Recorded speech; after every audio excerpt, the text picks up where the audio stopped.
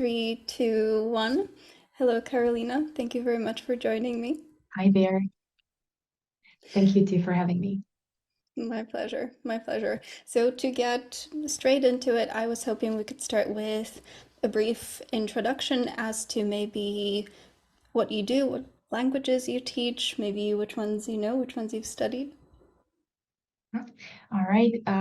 So I started teaching in 2020, which is a very chaotic year. I Yeah. actually graduated in that year. And to be honest with you, I guess this is a difficult time for everyone, right? Like you graduating, like trying to figure out life. I did plan to go to another country for a year and, just travel. Of course, COVID has decided this to me, so it wasn't an option anymore. And I was searching on like what possibilities I have online and something that's connected to my studies, because I studied special education in Hungary. And I definitely wanted to teach. And I also like languages a lot. I've been working in America well before, and only 3 summers, so not a long time, and it was only a student job. But that's the point I realized I want my job to be connected to English. And even though I did not study like Americanistic or something related to English, I did benefit a lot from special education. We studied how to create lesson plans. I used to write like 30 pages for one lesson, and it's crazy. You have to write down every answer that you might get, every question that you want to ask from the kids, and it's just really, really crazy. Anyways, to sum up, that's how iTalki came to the picture. I worked at another company before, Engo. Yeah, it was Engo. It's a Japanese company similar to iTalki, but only for Japanese people, right? While iTalki is an international one, as you all know that. And so I started then. And I do teach English, Hungarian, that's my native language. I teach Serbian as well because I grew up in Serbia and Croatian. These two languages are very similar to each other. So I learned these two when I was in high school, and that's how all these came to my life, kind of. Yeah. For sure. Okay. And which one do you enjoy the most on a day-to-day basis? Maybe talking to people, listening to media, to music. Do you have a favorite language? Well, I love teaching Hungarian. I didn't like it too much at the beginning because everything was so Okay. new and the grammar. I Mm, mean, I studied the Hungarian grammar, but I kind of forgot a lot of things. And when you speak a language, you just don't think about the grammar too much. And I had to really kind of learn or study everything again. And after I did that, I really enjoyed teaching in Americans Hungarian.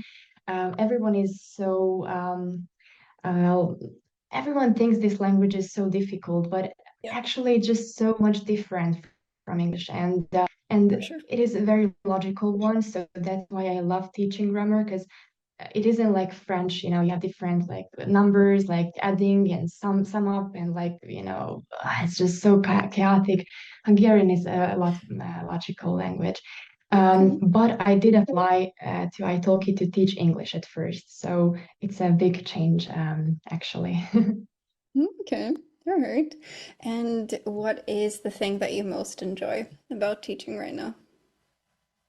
Yeah, well, as we talked about before, teaching languages is, well, why do we become teachers? It is such a different story for everyone. And the first thought that came to my mind is that I get to meet new people, I get to learn about new cultures, and we all have different backgrounds. So it's very interesting to kind of study that. And I loved psychology when I was my university, and it is such an interesting thing for me. But when I thought a bit more of this question, I did realize that I mostly started this journey because I love the flexibility that it gives me. And I love to create my own vacations, my schedule, to add appointments and to just change things around. Of course, I'm not changing too much because of my students, Yeah. but still, I have the possibility, and I do have the possibility to add my own fees as well to cover the things I feel are important to create my materials. And this is the that I fell in with actually. Um, and what kept me next to teach, or what kept me here, is the improvement that I saw my lessons have caused, right? Yeah. um, when you start from like not knowing any word, a single phrase, and then after 2, 3, or 4 months, depending on each person, you just get to have the simple conversation, like a small talk, really. Yeah. And it's not a big deal for them, maybe, but it is a big deal for me because from that point, like learning more words would actually mean that you can add these words to your speech, and you can actually communicate 1 or 2 minutes longer each time. Yes. So that's the thing that's like the biggest thing here, the greatest thing that we as teacher experience. I really love that progression that you just took us through here, that at the beginning. And I feel like this can be really relatable because on the one hand, like you said, it's super flexible, both from the perspective of scheduling and what you can really cover. Because I feel like this is something that a lot of mainstream teachers struggle with, that they can see that the material is maybe not really the right one for the kids, and they would Mm. really love to maybe try something different, and they don't have that flexibility. They have to follow the curriculum and the schooling system and so on and so on. Whereas what we do, like you said, you have that feeling for, okay, well, this person would really benefit from more vocabulary, or this person would greatly benefit from maybe grammar or pronunciation, or whatever it is that they want to work on, we can essentially provide for them. And then taking on that next step of what you said, that you actually see that development, which is something that I feel like maybe we share in that respect, that it's not really something that was at the forefront of my mind, because I was expecting that, well, of course, that's what we're going to be doing, right? But then when it Mm. actually happens, when you actually see that in action, that, wow, this is actually working, this is actually helping people, then it's a bit of a mindset shift, I feel. Exactly. And I don't think that everyone can experience that from the scratch because it took me a while to get there. Because, at the beginning, you just get students and they're not too committed, at least when it comes to Hungarian. They're not too Okay. committed to really keep studying Hungarian. As I mentioned before, it's a very different language from the others, which For is a sure. huge challenge for learners to keep this. But once I had a lot of lessons and I also changed on my prices, a lot more serious students came Yeah. to me and asked for help, and that's the point where I actually realized that uh, just sticking here and trying to solve every issue that they have on the road, like when it comes to losing motivation or just not finding a right podcasts or radios or movies, just Yeah. be there for them. And I think that what is very important is that we should care. I mean, someone who wants to be a teacher should care Yeah. about other people. Otherwise, it just doesn't work. And I'm telling this because I actually had this point in my life when I got like kind of I questioned my career on Mm. iTalki. Yeah. It happened 1 year after I started teaching, and I actually got a full-time job in Hungary. At that point, Okay. I worked there for 7 months, but I was still teaching in italki. I had 1 or 2 lessons a day, and I realized that I was truly unhappy at that time. And I had to beg for a vacation, and I had to call people when I was sick. I had to go to a doctor when I was sick, wait there for 2 hours, get an appointment. I wasn't Yeah. even getting any medicine, right? It's just the whole system just Just didn't that work very signature. well. Okay, you're really sick. Sure. Yeah, yeah, and I just hate that truly. And not only that, but really you losing the control over your life. Yeah. And of course, we are all very different, so not everybody has to become a teacher, or we don't all have to have our own business, right? And of course, it has some negative parts as well, like staying at home a lot of times. And Yeah. for someone who is maybe too social, that wouldn't be a good thing, right? Yeah, that's what I think. I would really love to unpack some of the things that you said there at the very beginning. I really liked what you said that, and this is something that I found very fascinating personally as well. When you increase your prices, all of a sudden you have more students, which is so counterintuitive, but it really is true.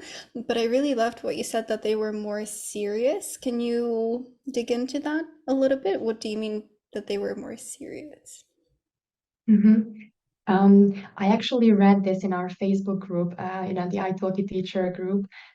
People were talking about prices and how changing them or how, bigger prices can kind of um, bring more committed students.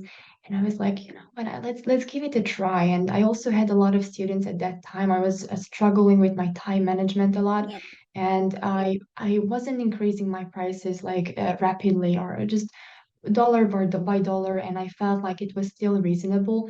yeah, And whenever a teacher does this, we lose students, of course, because the prices are a bit different. And probably sure. they're not suitable for them. It's all right. But it will bring students who would study with you for a longer amount of time. And the reason behind why I don't really know. Probably when they are searching for teachers, they look at the experience and they also look at the price. So it wouldn't be too like low and too high as well. Probably that's behind, but it's also a cultural thing. Like in China, in Japan, if you find a cheap teacher, then it's kind of considered is like a good thing, right? But if you find a cheap teacher in America, for example, you're just questioning like, is it going to be a good teacher then? Is she going to Right. have enough experience? So it does depend on the culture of each Oh, very student or the interesting. values. Yeah. Okay. Okay. But that's a very good point. That's something that I really encountered honestly recently, that there are people that have a minimum standard as well, that okay, I'm searching for a teacher, let's say, that is going to cost at least this, but not more than this, which was such an interesting point Mhm. because I figured, like you said, that it's okay, the cheaper the better, but apparently Mhm. not. Yeah, yeah, Definitely. not always. No, Well, no, yeah, and I believe that the amount of time you put in your job has to be there in the price. So if I'm a community teacher, then of course I wouldn't charge as much as a professional teacher, and that's good. Some students really look forward to having a friendly chat, while the other ones are really interested in the mistakes, grammar rules that we have in each language. So that's all right. And the other thing about rising prices is that you will have less and less communication based lessons. But when I started teaching, I only had these lessons when people came and they just wanted to talk. Like they said, no grammar, please just talk. And I was happy for that. But after a certain amount of time, you just feel like, oh wow, I can't repeat the same conversation again. It just feels it's just painful. I can't do this anymore. And still I do enjoy my speaking lessons. I still have a couple of them, but the majority of my lessons are based on like grammar rules, or we have sentences and we talk, like these other type of lessons. And sure. I'm so happy with these. That's interesting. Okay. Would you say that this was more of a time shift? That, okay, like you said, I've had too many of these conversations. I just want to do more grammar? Or has it been that maybe these people that only wanted to focus on conversation, they were missing that grammar and you could hear that, you could see that, but they didn't want to work on it, so you didn't really want to push it? Would you say that it was that side of it as well? Mm. It was bad from both sides, really. Yeah. No, these students were extremely friendly, and I guess they really just wanted a communication partner, the partner they could communicate with. And I really saw a lot of mistakes in their speech, and I did correct a couple of them. Of course, correction is not good as well. So I tried my best with like kind of finding that limit where it is still okay, but not too much. And from their side, I couldn't see any improvement really. They were just talking, and I was also talking, and I felt like person online that you can talk to other than a teacher, and that was the thing that I didn't really like. But still, this is a great. I don't want to be against community teachers here because I really feel Right. like I'm really against them. It is a great thing, and for 1 year, I enjoyed this so much. I got to hear so many interesting stories, and we Yeah. haven't had the same conversation like at all. Maybe we had same topics sometimes, which was like okay, but I could feel that their speech became more fluent after a certain amount of time. But then sometimes I just felt like we are stuck here and we are just talking, but not really going anywhere. What would you recommend for people who are in that position that maybe they don't really want to do grammar, maybe they've done it in the past and it's just not really taking them anywhere and they want to practice, they want to speak. What would you recommend to those people to, like you said, break through that we're just talking, but we're not really improving? In case if they like writing, then writing. I love TED Talks, and I always tell my Oh, students who are stuck with this or who are having the problem you mentioned, uh, to find TED Talks for yourself. If you're interested in psychology, go for it, or biology, go for it. And we also had TED Talk lessons before, and then a student would be writing down his or her thoughts on the topic, and then I would be correcting the essay or the text. Really, I wasn't mm-hmm. asking for any essay or any structure, really, just for them to write their Yeah. thoughts down. And this way, they really got to think of the sentences they were using in real time. And that's what we are missing a lot of times. Like we speak, but then we don't really realize we're having mistakes. And listening and then writing something, or just you thinking in your target language would even help. Yeah, for sure. And do you do writing with a lot of your students, or is it more of a maybe one-off kind of situation where, okay, you don't want to do grammar, but let's at least do writing, or do you try to write with everybody? Well, every lesson is very different, as you also know. Students are just, I mean, I love that too, because sorry for being like having an off No, topic no. now, but I taught in Hungary as well, and I was only teaching Hungarians to English, by the way. It was a private English school, and so I got so bored. I knew what words they are not gonna know. I knew everything. I could expect everything, you know. And but with students from like Russia or America and I don't know, Australia and everywhere Yeah. from Europe, you just cannot really know what's gonna happen or Mm, what words are missing. Because I know our education, I know what teachers don't really teach. They don't teach slang at all, and it's all British English, and you would not be familiar with all these slangs. Anyways, so all of these are very different. I think I had this TED Talk thing I mentioned you with like 5 students maybe. In English only. Unfortunately, the Hungarian materials resources are not available, or I mean, there aren't any actually. You have these books I can also show you. It's really boring. You could tell it from the cover, like no colors, and I mean, even inside, it's just like oh no. I disagree with like how boring they make these Hungarian books. English is so much better. I love how English materials are so different with the movie parts, and then you have Right. already made lesson plan for that movie part. It's just amazing, really.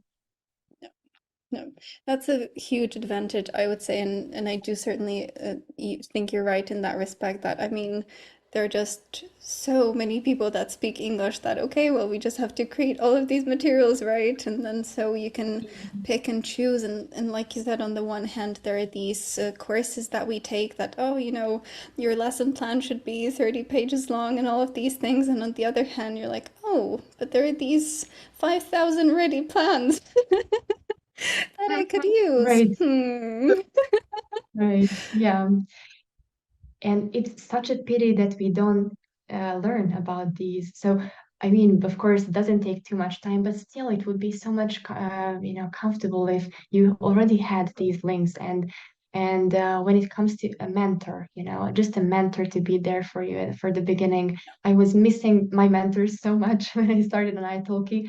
Yeah, It would have been so nice if someone just told me what to do, what are the most popular questions that they ask, or what is the yeah, grammar that they just can't get, and you have to practice that a lot, or yeah, just sharing useful information. It's good to find out everything on your own. It's just easier uh, to also learn about these. for sure. Well, that's what I'm hoping to do with what we're doing here today. Exactly. Yeah, So yeah. what would you say was your biggest thing, like you said, getting started, something that, okay, I'm here, I signed up, what's next? What was that? What maybe perhaps you can share with new teachers or even prospective teachers that, okay, maybe I want to do that. I'm not sure, I'm not tech, and all of these kinds of things. What would you Mm. say is the biggest first step for a new teacher, especially maybe on iTalki or in general? Yeah, the first thing is that I think everybody has to make sure that they really want to become teachers.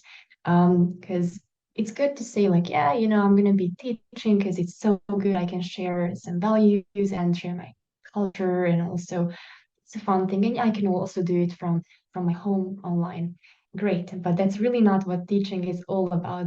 And you really have to, or have to, well, it's not, it doesn't sound too good to say that, but you should love people. Everybody who works with people has to have this, in my opinion, and the energy as well. When you go into a store in any country, I think you can really find a situation like that. You go into a store, and then the lady who is there, the cashier, is just like so upset, and like you just look at her and you're like, oh my gosh, I don't really have any motivation today to live my life, because she Yeah. just looks so unhappy. And when she communicates with you, it's just so rude, and you actually feel bad. It happens a lot of time with me in Hungary.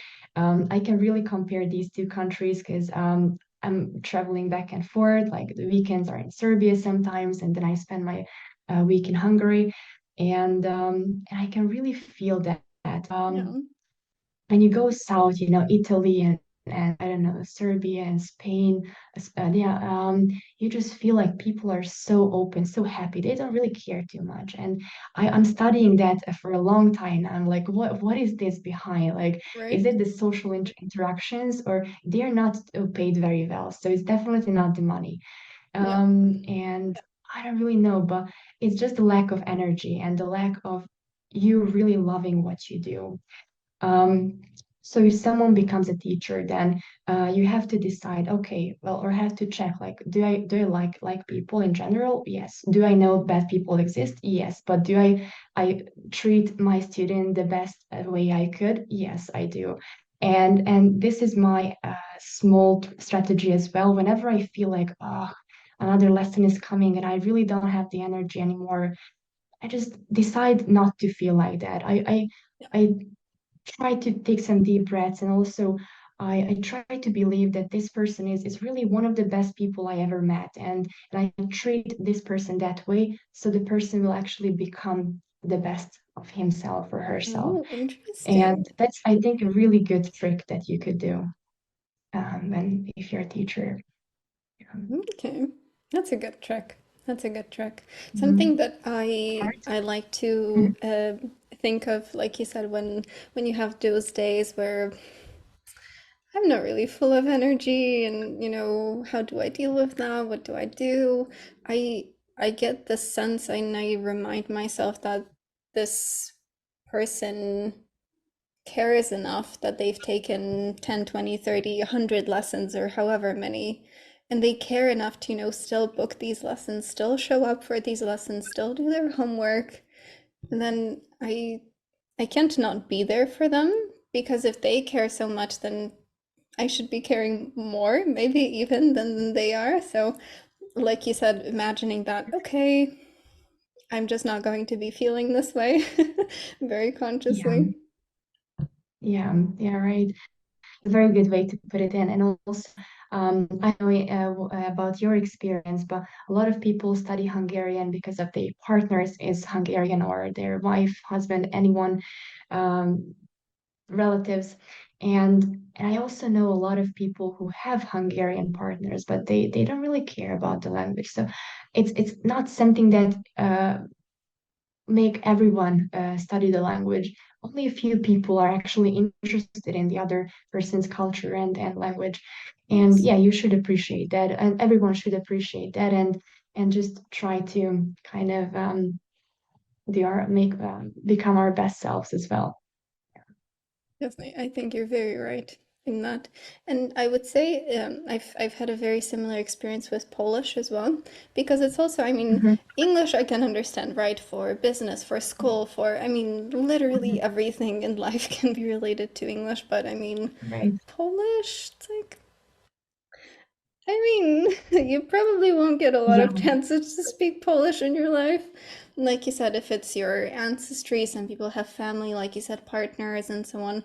But I do find that very interesting that for some people, it's that huge drive that even before I go there, even before maybe I even meet my family that's from that part of the world, I'm going to study, I'm going to impress them. And other people, Mhm. I don't care. It Don't doesn't care too matter. much. Yeah. Yes. Where do you think that Yeah. difference comes from? What do you think that is? It's a very, very good question, actually. I was thinking of this too, but Yeah. I can't seem to find the answer for that. I guess it's just it depends on our time, maybe how much time we have, or how difficult our work is. Because honestly, we can make time other like after the work, but if our work is just so time consuming and energy consuming, then Yeah. really after that nobody wants to like sit down and just listen to someone again. So maybe That's true. that, or just education that we received and the amount of languages we already speak.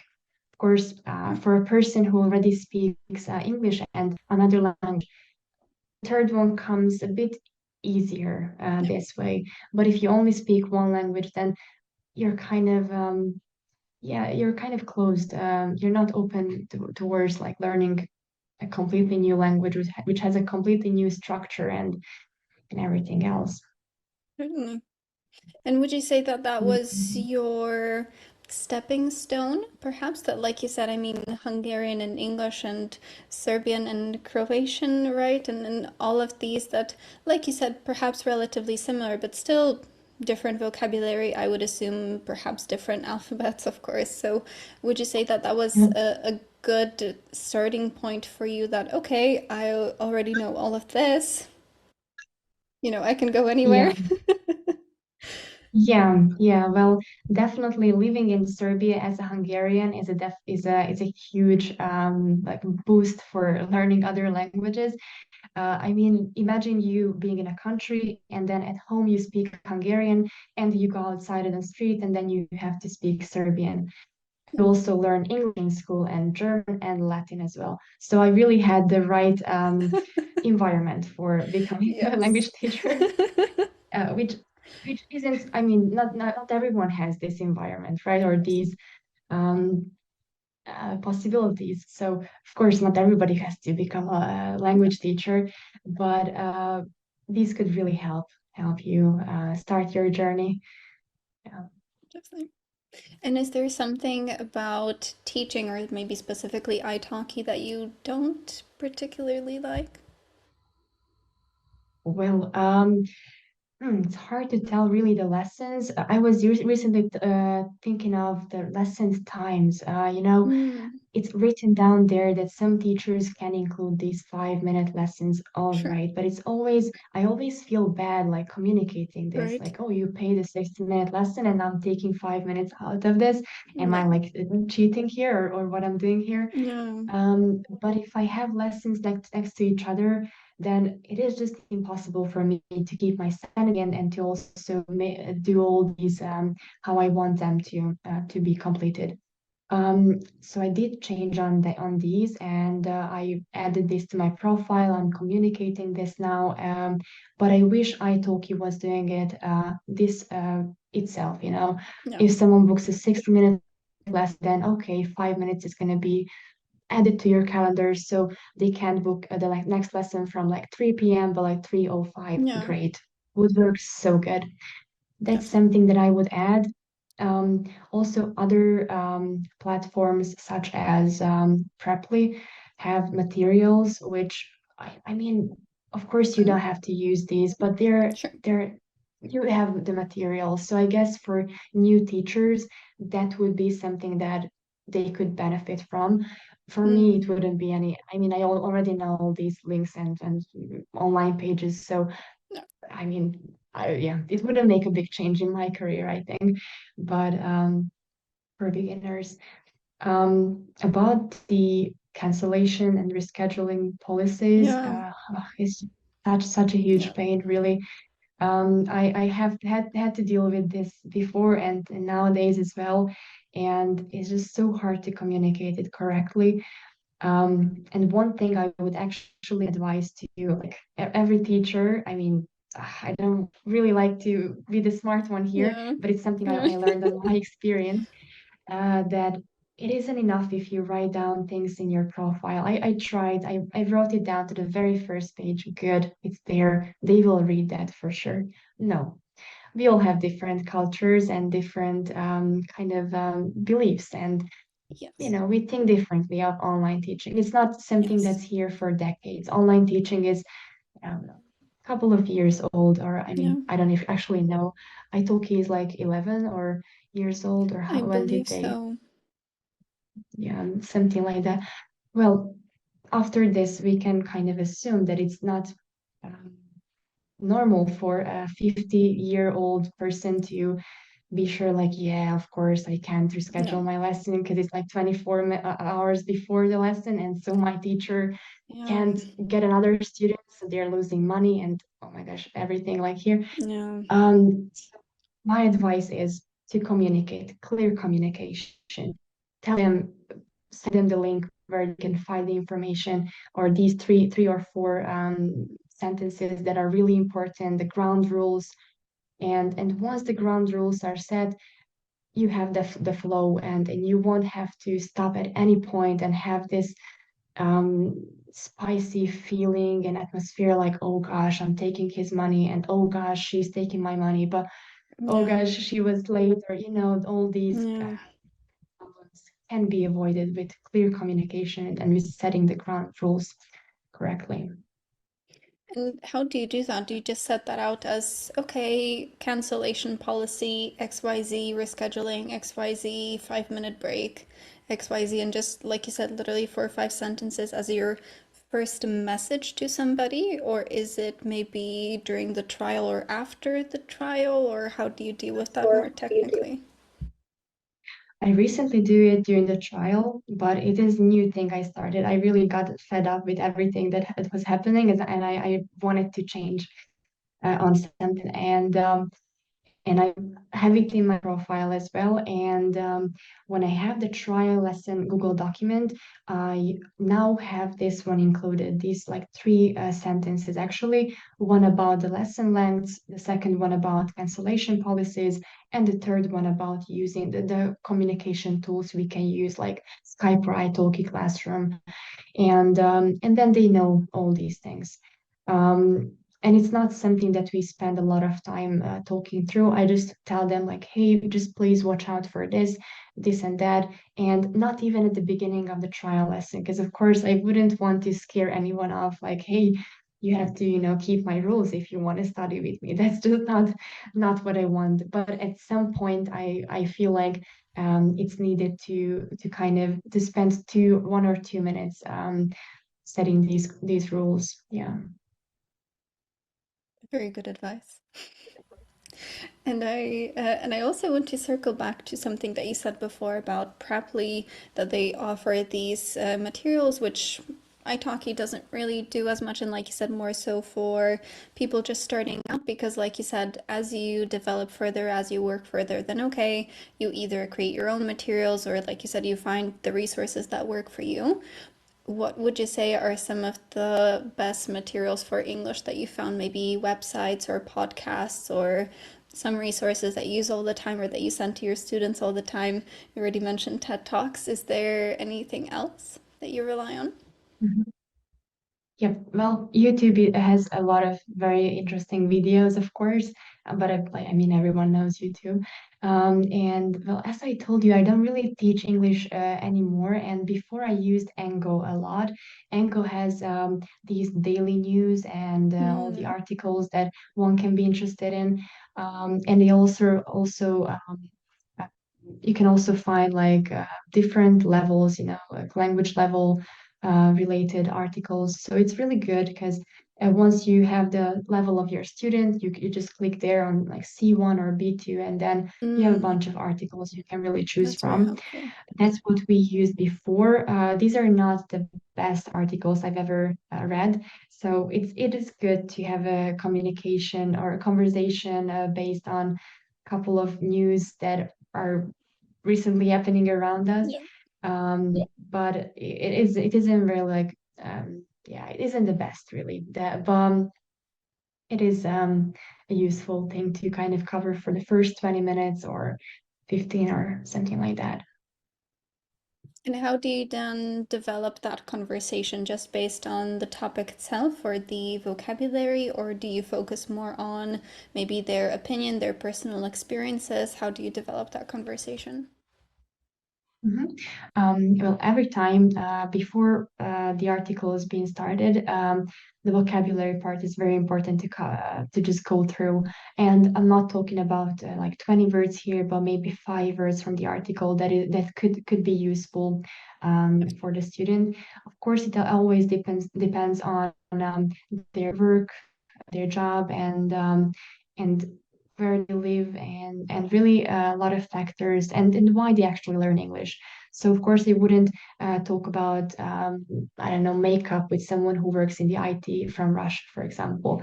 But that's like obvious. And then comes the article after the vocabulary, which we can read together like one paragraph and paragraph, or the student can read on themselves, or I always ask them if they prefer me to read that. Like, I don't know, maybe they were sick before, or maybe they really just don't feel like reading today.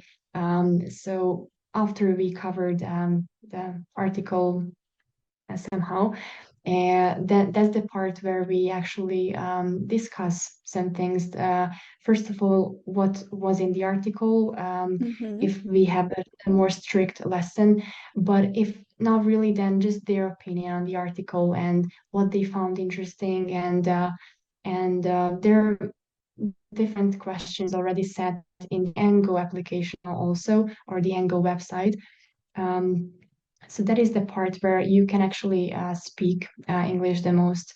And then, of course, in the meantime, when they speak, I can correct some phrases or the sentence word order, or anything that is missing from the speech. Yeah.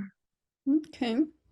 And with that related to, like you said, using the article, maybe some of the questions that are already there, would you say that you have any methods or techniques or specific questions that you use to build rapport with maybe more specifically new students?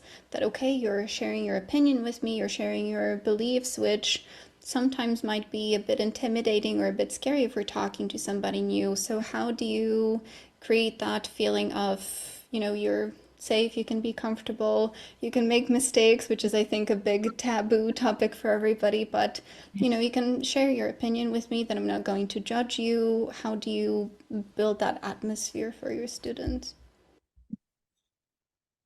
First of all, I always ask them what topics you like to talk about.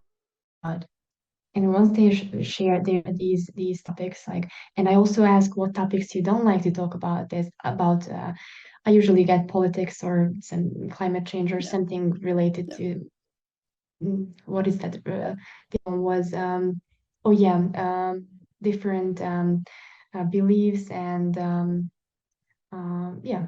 Anyways, so we have this information. Then that's the point I set according to the information. And when we actually have the conversation, then I also share thing about like personal life, really, when it comes to living with a partner or something like that. I don't think that these information should be shared in this kind of environment. Of course, if the student requires and wants to build a vocabulary that's connected to their life with their partner, we can talk about that too. But I try to keep it formal, as formal as I can keep it. Um, and again, it depends on each student. If a student likes to talk about like weather a lot, okay, we can talk about that. But I know a lot of people don't like to talk about weather Yeah. because they think this topic is really boring. And this is why I mentioned that you have to like people, to love people, because once you do enjoy psychology and work with people and love that, then you can really feel like what works and what doesn't work. And a lot of times I base these on feelings, and I'm not sure if I'm doing it well because there are male teachers too who we know like male like I mean men in general are not too good with feelings, but it does work for me, and I do think that it's important. And do you get an immediate feeling from people that, oh, okay, maybe I will take this approach, or maybe we can do this kind of thing with you? Do you get an immediate feeling about somebody, or is it more over time, the more we talk, the more lessons we have, the better you're able to, let's say, dial in that feeling?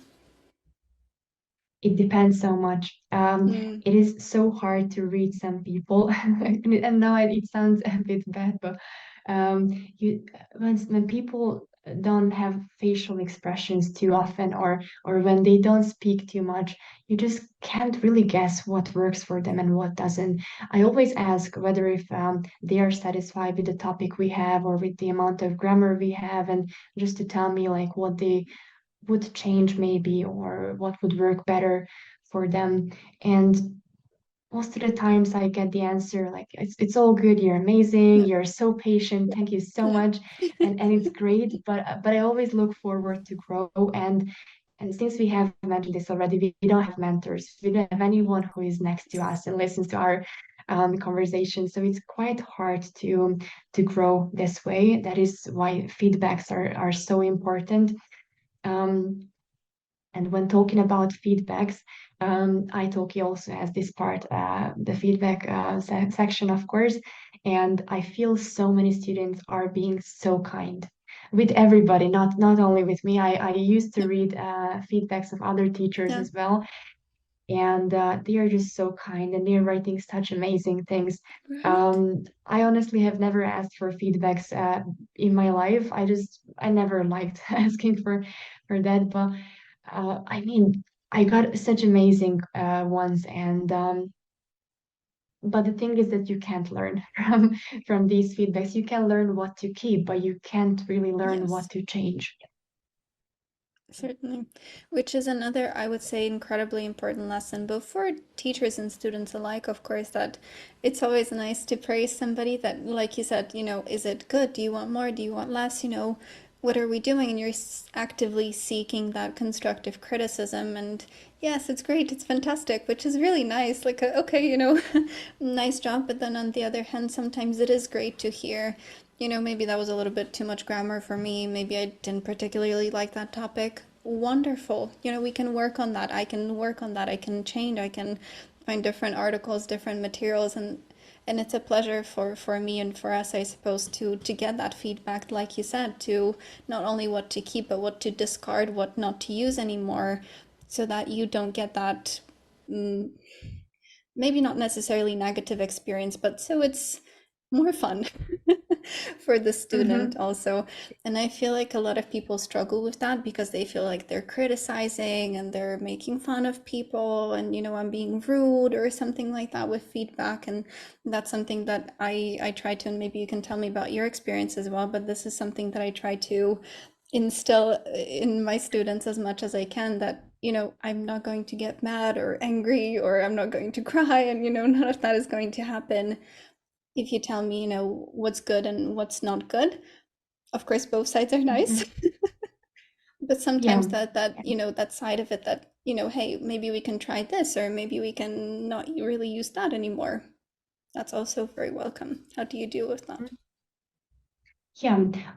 So I also try to communicate this that they can feel free to really tell me anything. I mean, anything in regards of the Yeah. language learning journey, and they do share a lot of ideas that they have, and I can learn from them, but I feel like there's always a limit where they just stop, and Yeah. when they just don't like the topic or something like that, they just wouldn't tell. Or I mean, it's just my feeling maybe because I Yeah. think my students are just too good to be like true, and I truly love my students because they're just so motivated, so hardworking, and even the ones that haven't got too much time to do homeworks or to Yeah. really work on language in their own time are still there, and they're still doing it, and they're just so positive. I always had a vision of teaching as like the teacher is so enthusiastic, so motivated, and then the student is like falling asleep. So Yeah. based on this Yeah. originally image of mine, the one I have right now is just like incredible, really. Um, and so this is why I also try to do my best with the lesson plans too. You asked me before about this communication lesson. I love to play these games, with the card games or just having a journey. The most recent game I created is like a holiday maze. When you have cards, you have to decide what to do after certain situation, and then you have to follow each card.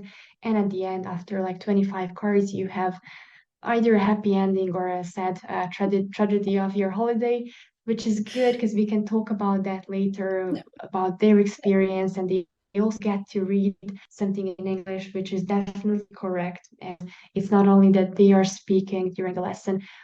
So for anyone who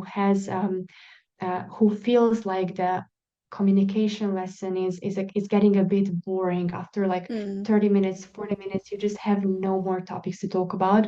Um, Adding something like that could be very, very beneficial. And not only a card game like that, but um, we have something in my country called Barkóba, which is like a game where you have to guess which people I'm talking about. You have a bunch of people, pictures Okay. in front of you, and then you guess like, oh, she has brown hair. Oh, yes, so it should be some of these girls. This kind of way. And you also speak. Mm-hmm. It's not like you're learning grammar now, but you have a guided speaking lesson Yeah. here instead of just randomly gossiping about people, neighbors, Yeah. or whoever. Very creative, very creative. And do you make all of your own materials? Or do you use I some, wish. maybe, no? I wish I had time. Really, I wish I had Yeah, time. I love making lesson plans, creating them.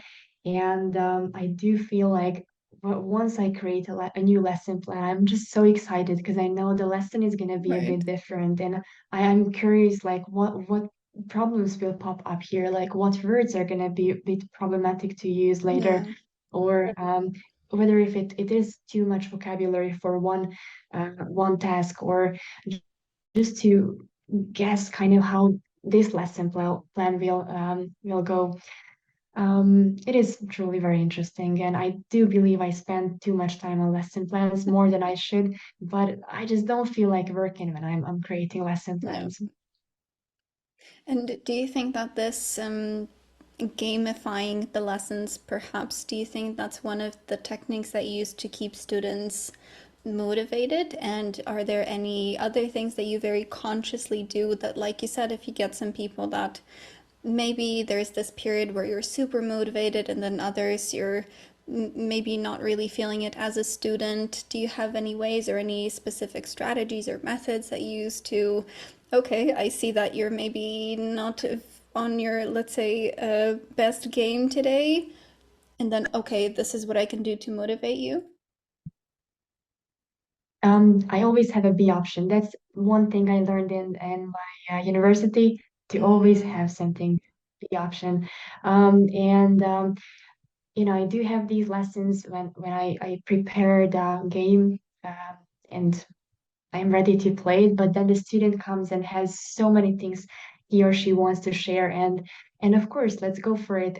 The most recent thing is that I had a Serbian lesson yesterday, and I was just so happy for the amount of speaking time we had. I actually think we spent like 40 minutes speaking, and this is a student I have like for 2 months now, but he does a lot of studying on his own, and he also goes to language school. Anyways, it's not only our lessons.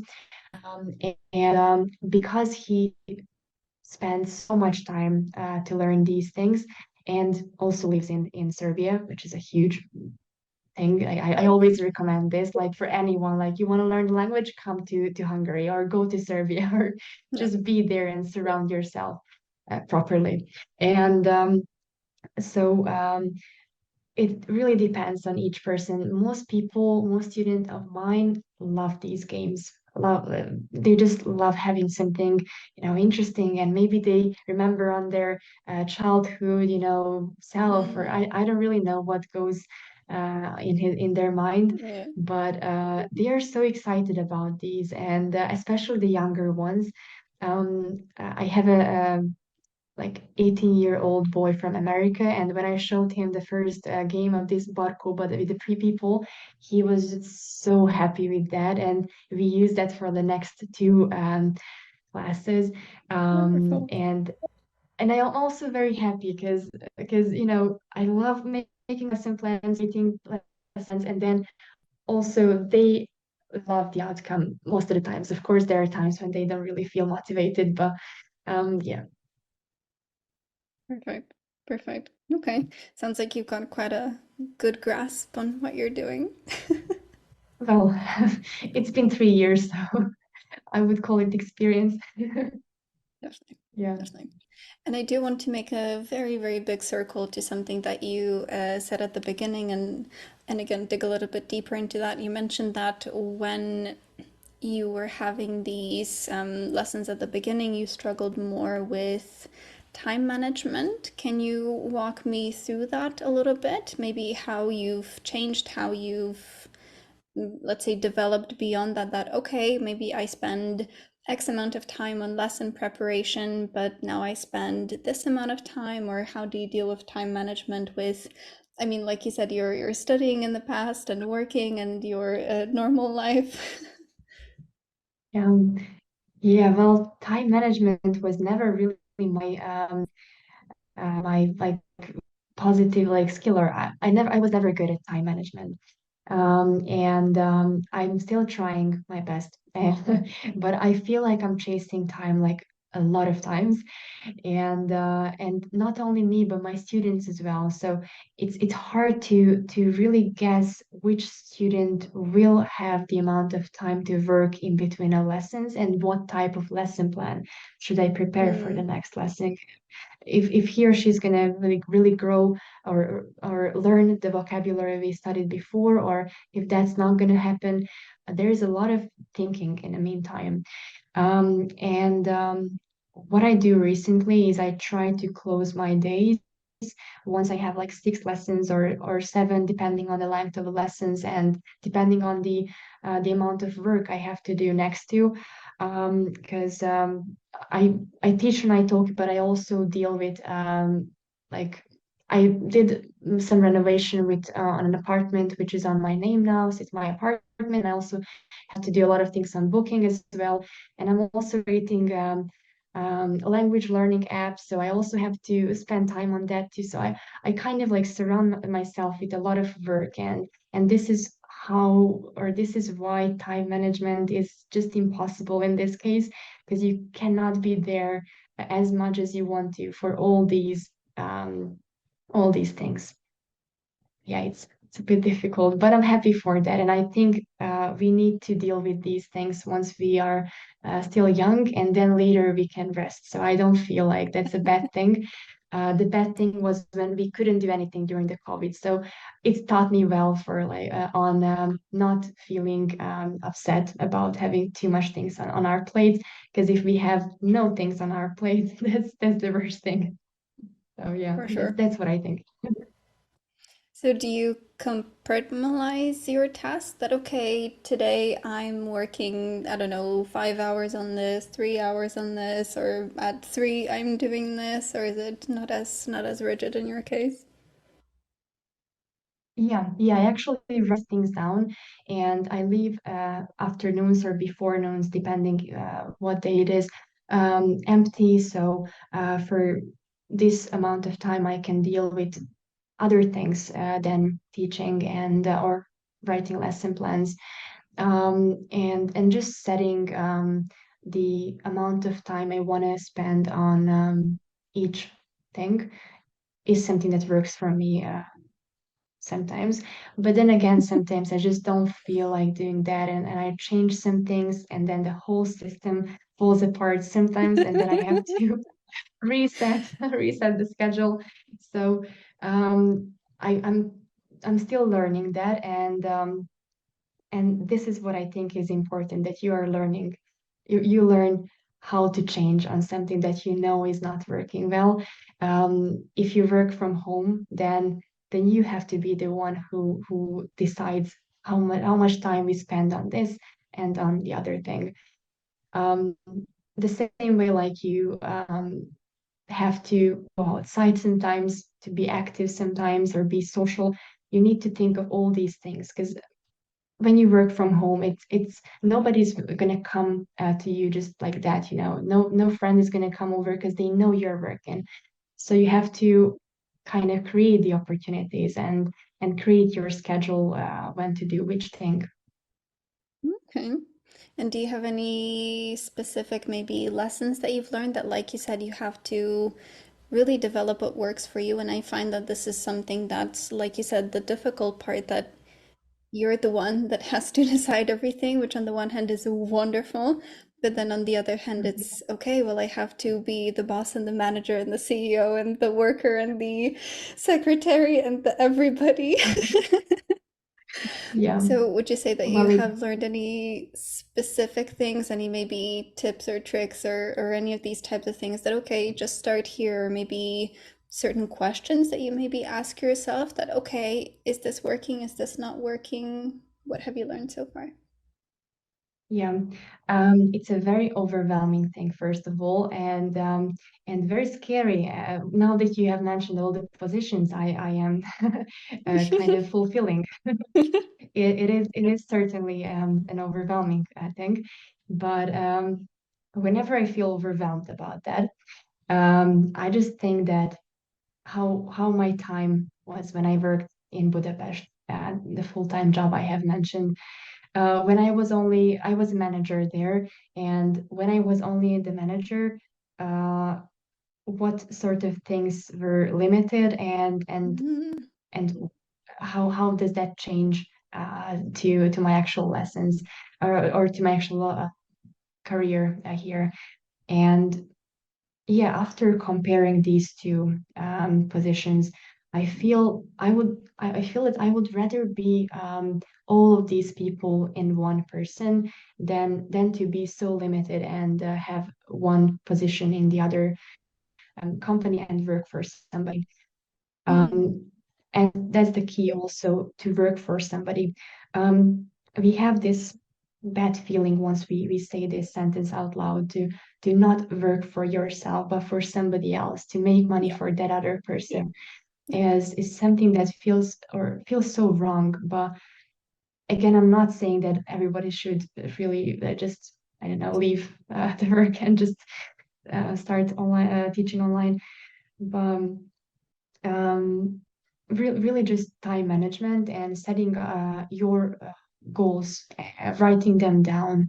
Um, and the missing lesson plans you have, the missing grammar parts. If you want to create a lesson plan on the accusative case, then yeah, write it down and put it in your schedule. And then next week on Tuesday, you have to deal with that. If you don't manage to complete that day, then change the schedule and No. be your own boss and have fun being your own boss. Um, this leads me to another thought here that every work, every job has a negative side. Like as I mentioned, home office so many times. This is my biggest challenge. But if you have a job and if you want to become an online teacher, if really someone is gonna watch our podcast and this person is thinking of teaching in the future, then start teaching with the knowledge that something is not going to be perfect for you, and with every position something is going to be missing from there, but then you're going to have a lot of positive outcomes of this position, a lot of positive moments, and you will be happy for a lot of things that are going to happen to you, and try to accept the negative ones and be okay with them. Be okay with not being in the mountains every day or not scuba diving for my case, like not being active, not biking every day or not traveling every day. Okay, that's, I mean, maybe it will be too much for me, or just starting to think of that and starting to think of the negative part of something that you wish you would have, and just trying to get comfortable with it. That's the thing that's missing from the cashier lady I was talking about. She hates her job for some reason, but if she would face her fear or face that hateful point of her job and tried to have fun in that, or try to have fun with the customers, or if she decided that she wants to change, that's the point when she would cause a happy day, or she would make a happy day for a customer, and she would also stay happy at her workplace, really. Yeah. So much wisdom. I was thinking a lot of this before.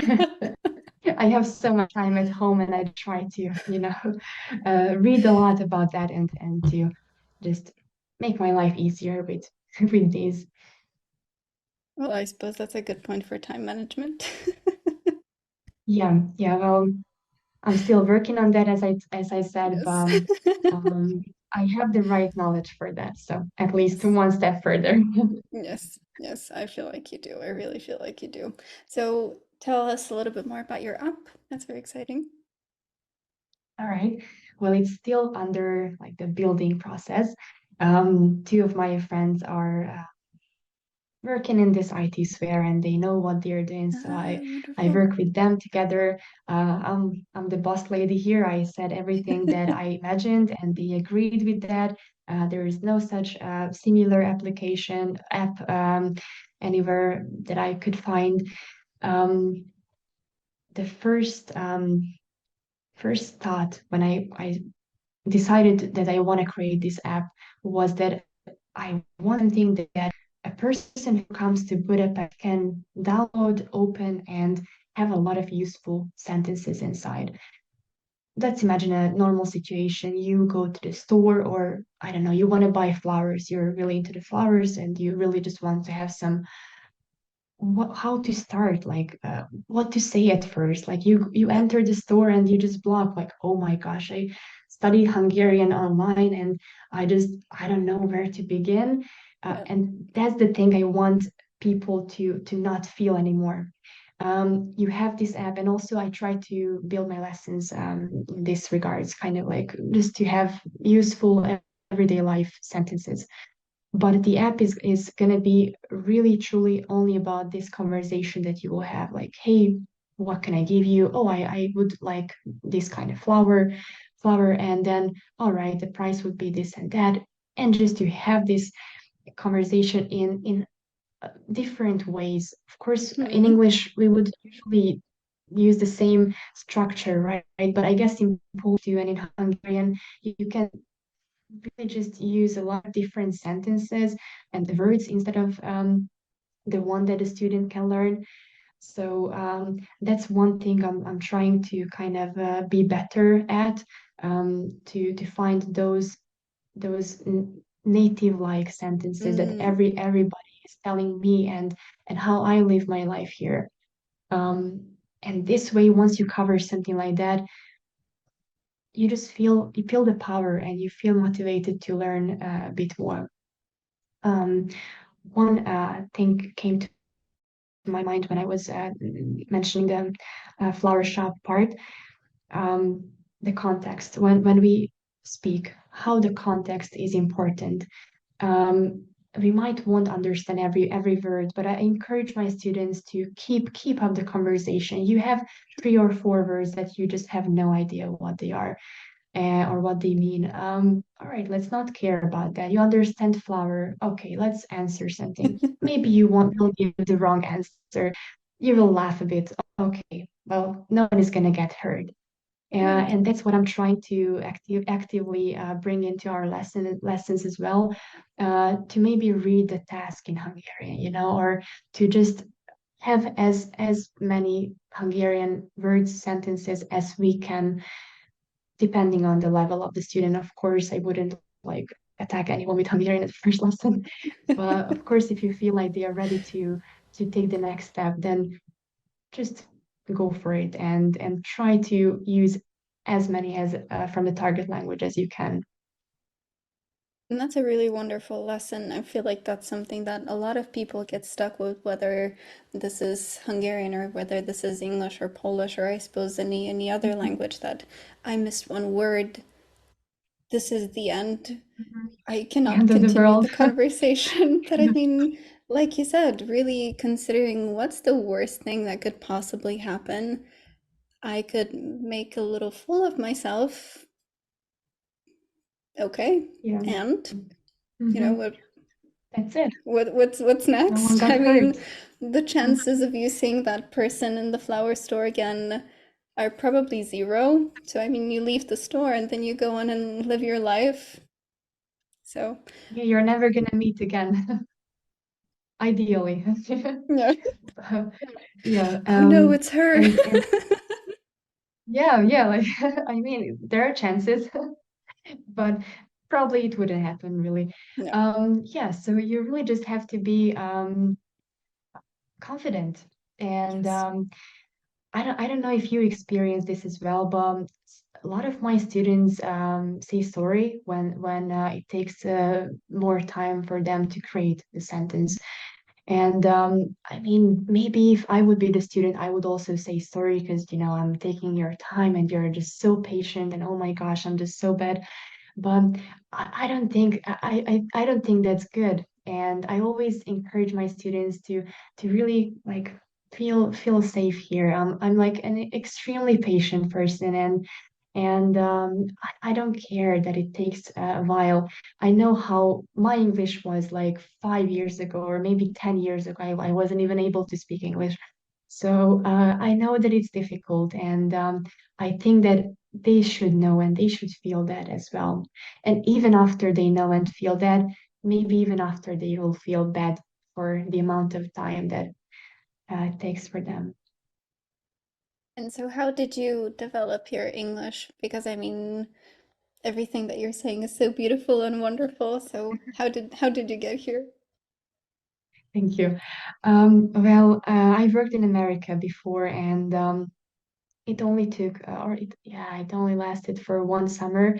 Um, 3 summers in total, and so 3 months for one. So in total, nine months. I really got lost in the math. So yeah, when I went there, that was my breakthrough, right? Mm. I landed in New York, and I traveled alone.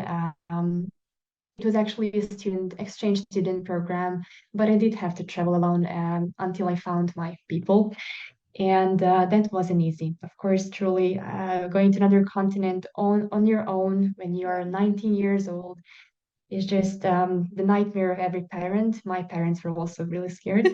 And but then once you're there, once you speak with native speakers, And those Americans were just so nice with me. My English was truly horrible, and I felt like my students sometimes feel during the lessons like, oh gosh, I'm just thinking so much. My sentence is so bad. And no, like these people also didn't care, but they were not teachers. They were Americans and working in a summer camp like I did. And you know, every summer I went there and I practiced and I had to speak to native speakers. I just kind of picked this structure up, and I had a great knowledge on the grammar before. We studied English in the high school and university as well, in total like for 9 years maybe. So I Okay. did have an idea on the grammar, but the speaking was missing really. Yeah. That is why I was really happy at first that I had only these speaking lessons, because that is what was missing from my education. Mm. And I was just happy to provide that for other people. And would you say that, like you said, and I really like that you said that that was the breakthrough. Would you say that this was something that really was maybe the main, or maybe at that time the only source of your learning, of your development? Or did you also spend some time, maybe like you said, since this was only the summer times that you were there, so did you spend some time maybe when you were back home, I don't know, vocabulary and grammar and all of these types of things? Or was it solely the summertime that you were learning? I got addicted with American English after my Mm. first summer, so I wasn't like I didn't want to force myself, but I naturally just wanted to hear some American English, and until nowadays I love to watch TV shows, and I also follow some Instagram pages where you just read some sentences on a daily basis. So I didn't do any like formal, learning, or I haven't had a teacher, and I just did what I felt was that what I felt made me happy. Mm. These vlogs, or I don't know, podcasts or anything that I could find in English. And the people were from America, so I could hear the beautiful accents from all over the country, like from Texas to Los Yeah. Angeles, yeah, to California and all these states. That was a thing I did after and in between of these summers. And do you do the same if maybe you're learning other languages, or if you learned other languages after that, do you apply the same theory behind it? Or potentially, like you said, with what you're doing with your students, do you also go through the same progression, that speaking first and then, we can worry about everything else later? It really depends again on students. I have a lot of them who, well, I could tell that they would prefer speaking lessons. And also, when I feel that the grammar is stable enough, then we spend a couple of lessons, only having conversation, guided conversations. And then after that, we have a discussion on how to go forward, Mm. and what grammar rules to include, or if there is anything they feel unsure about. It really depends, but because I had this experience, this journey in America, I do feel that my responsibility is to create these kind of situations that I was in, right? To Mm. to have a role play on going to, I don't know, the Grand Canyon or whatever, and to just kind of have this kind of discussion instead of the very pushed questions such as like, what is your hobby? Like I never ever asked anyone in real life what their Right? hobby was. And then I Yeah. realized, oh gosh, I did ask some of my students about this, and how silly it was from me maybe. And Yeah. it's just it takes thinking, and it takes your energy. And really energy is everywhere, in relationships, in the family, or at your work. Your energy is what is going to kind of show you, or what is going to make you a better person, or maybe a less good person, or Yeah. let's say the better person only. Let's stick with the better. yeah. Let's be positive. So energy.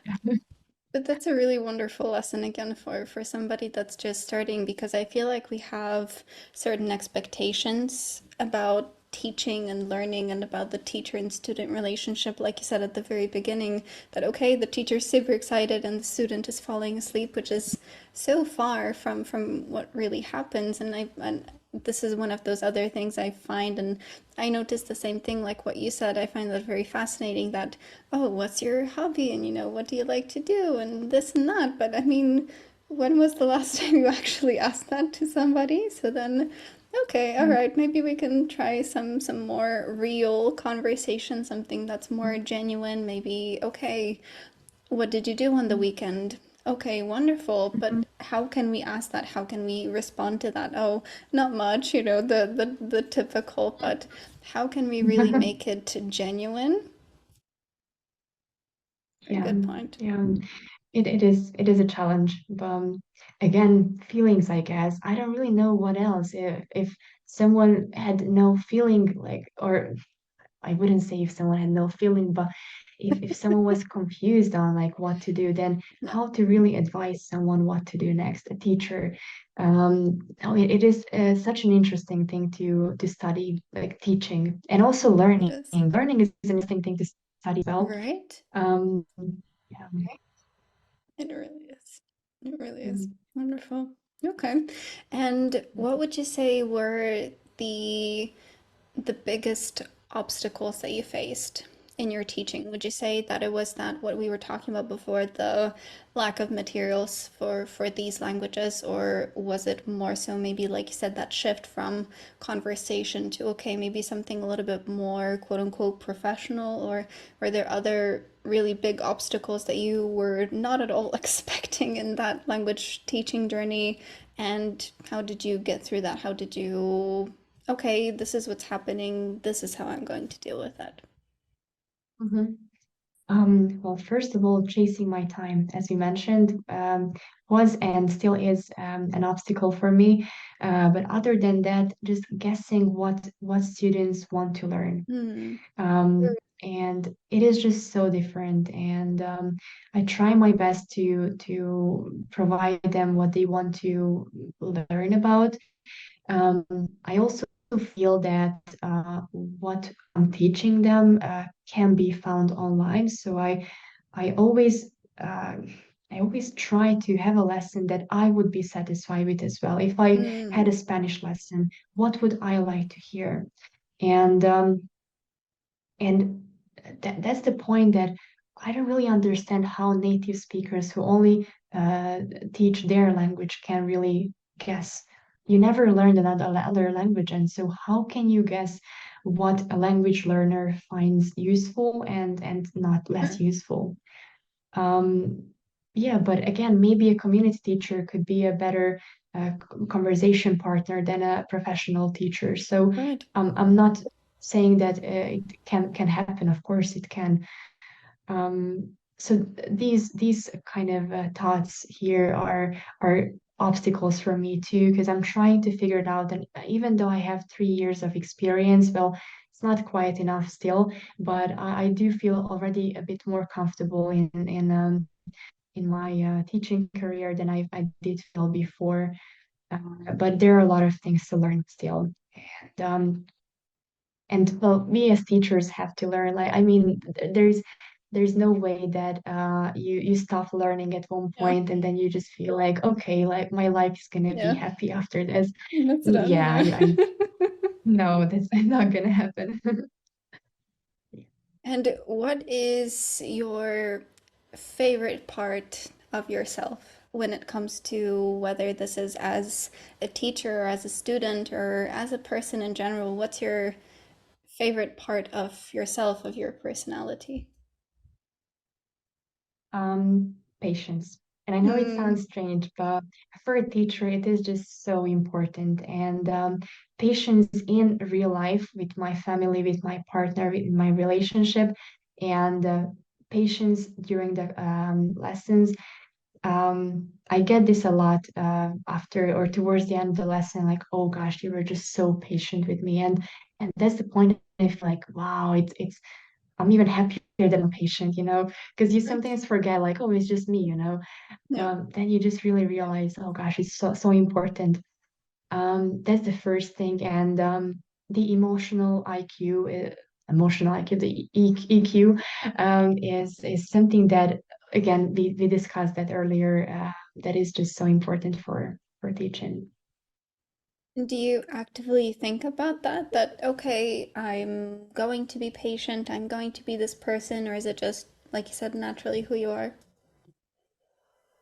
And most of the times it is natural, but towards the end of the day, when I have like one or two Mm. more lessons and I just feel my energy is like really towards the end, my social battery is like kind of almost down, and I'm using the health battery, it's that's the point when I feel like, oh gosh, I have to get some strength.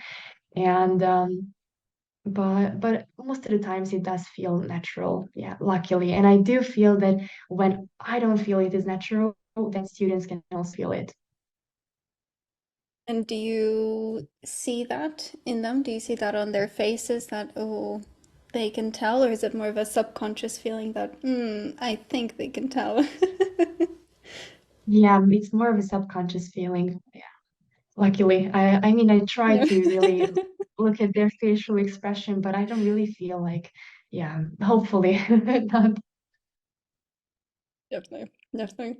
And that's one of the topics what you mentioned with facial expressions, and I think also body language is something that Mm. is incredibly difficult, I feel, to manage in a second or third or fourth or your next language because you're so focused on vocabulary and grammar and all of these things and I feel like so many people forget about those just very natural behaviors that to smile or to oh raise your eyebrows if something is interesting or if you're questioning something, right? And I feel like a lot of people forget about that, or I suppose it's just so much more important to focus on the words that I'm saying and on the grammar and then the structure. And then a lot of people come to me and they say, oh, I don't feel like myself and I don't feel natural when I speak English and I feel like a robot and so on and so on. And that's really, I believe, where that comes from. Like you said, that you're trying to read their facial expressions, are you happy or are you not happy, what's going on. But I find that a lot of the times they just blank completely and it's not really something that they're very conscious of, which is very interesting also to talk to them about. I find whenever I mention this that, hey, your expression was very interesting today, they're like, oh, I was so focused on my grammar that I didn't even know what I look like. And Yeah, and I always yeah, love well, that. hmm well, I don't think that, again, as we talk about online meetings, not everybody is used to these Zoom classes, and I can imagine that a lot of students don't even see me or themselves. When we talk about the iTalki classroom, of course, you don't have the Yeah. small icon, right? And I don't think they can see themselves or me actually.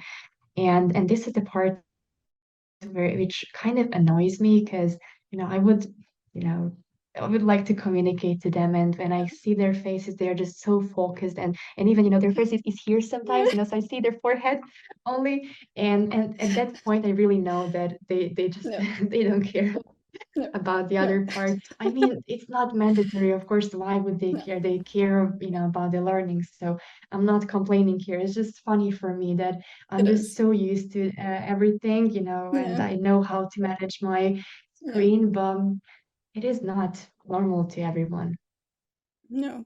And that's a very good point that it is like what we were talking about before, a very new way of learning. I mean, if you're in the classroom, then everybody can see you and you can see everybody, but here it's very different. And I find, especially, I found this maybe a year or maybe 2 years after this whole lockdown situation started, that a lot of people didn't use their camera in the class, which I mean, Mhm. at the very beginning, this never really happened. And then I thought, oh, that's interesting. Where might that be coming from?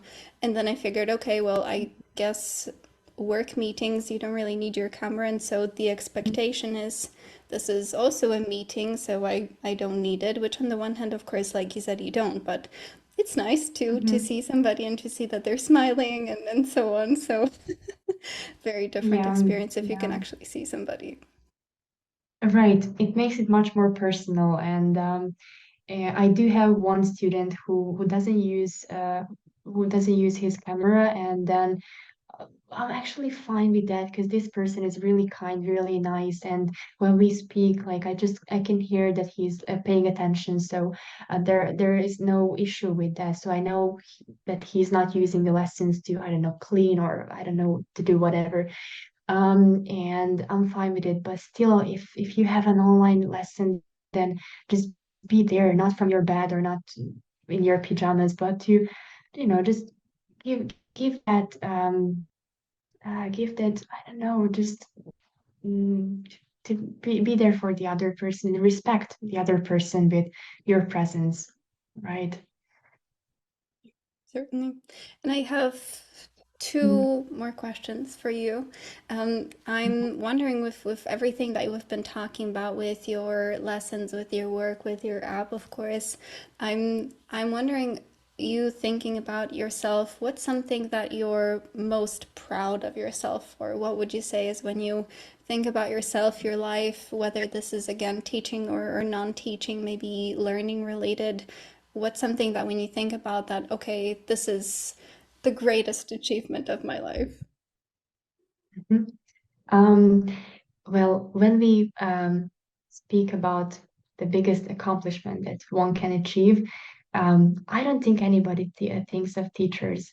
And it's an interesting thing to think about that in general, teachers are not the role, I mean, they are the role models for kids or for students online. But in general, we think of engineers, managers, all these presidents, or I don't know, lawyers, Yeah, doctors and and then they everybody. have this yeah. So they have this proper, or not proper, but the so-called career that they build.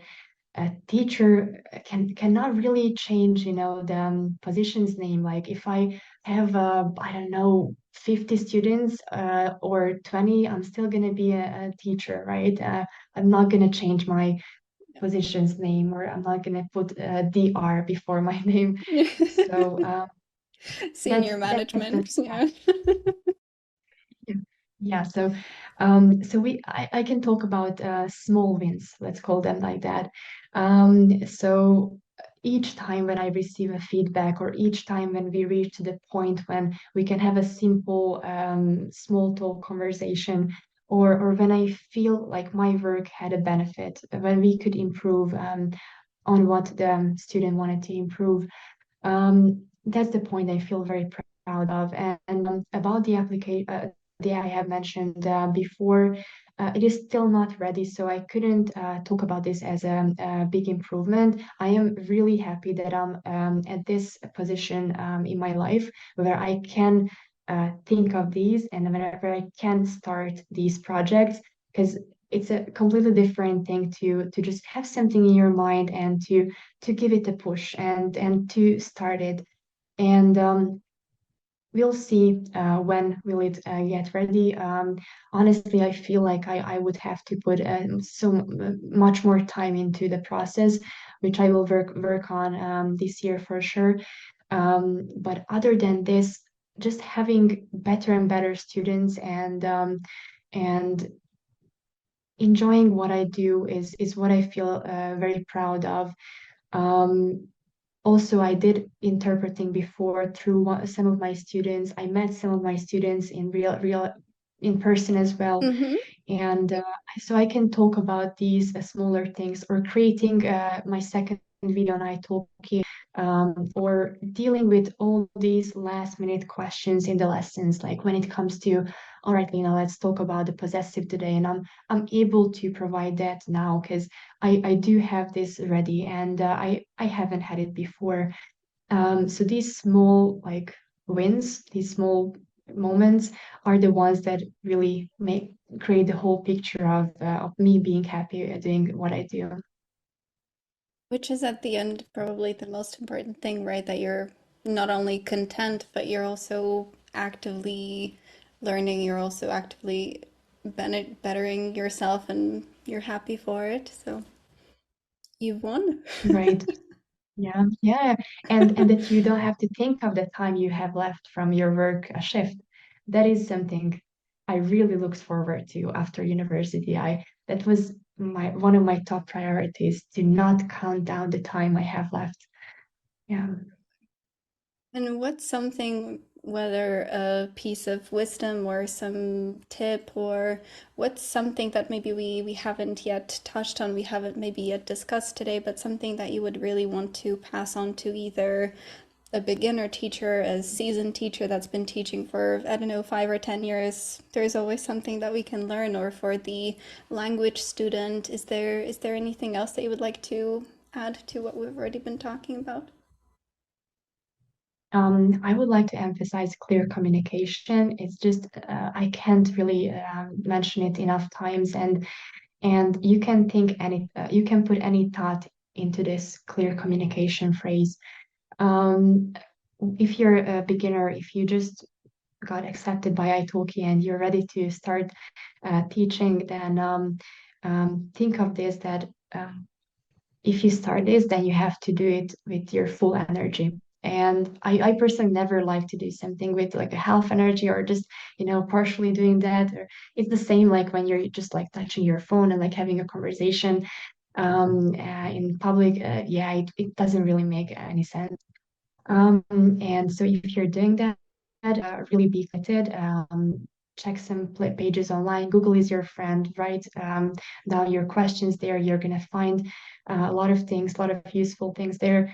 Contact a couple of people, friends of yours who are teaching, or your previous teachers. Maybe they could give you some good advices, or good books to start with, or anything, any resource really.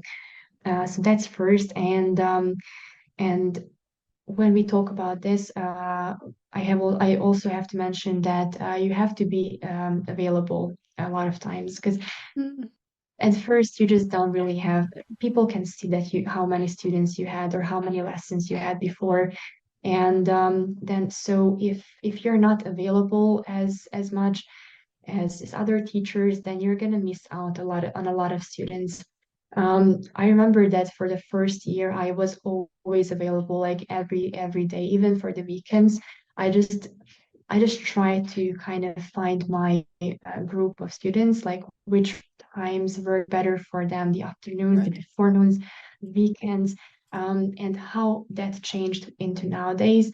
I teach in the afternoons like 3 days, and then I teach in before noons 2 days in a week, and I don't teach at the weekends. So later you can kind of set a more strict schedule, but at first just try to get as many students as you can.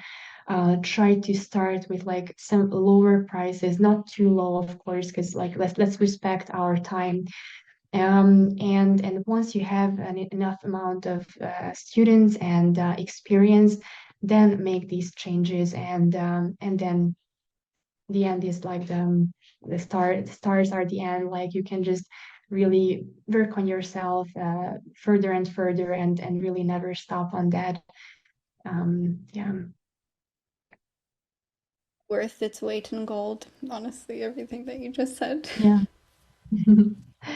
Yeah. Well, that's what I really think. So, um, yeah, uh, it's very, very complex. I wasn't expecting this conversation to be this complex, but it's just, Oh, I feel like even with all these information I shared with you, I feel like I left out something, and there is always something else that I experienced through these 3 years, or that I want to share with someone.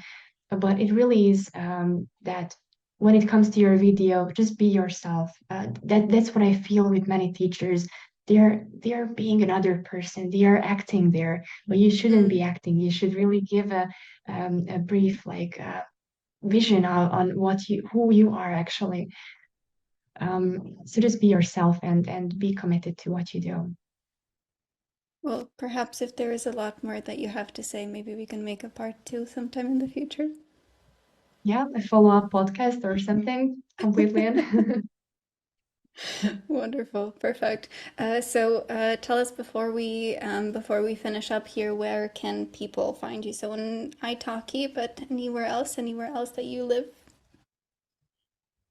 Yeah, on iTalki at the moment, I used to teach for other platforms as well, but I had to stop teaching there, and it just got too chaotic with the knowledge of all the things I do. I just had to limit the places, so only iTalki, and yeah, that's it really for these languages I have mentioned: Hungarian, Serbian, Croatian, and English.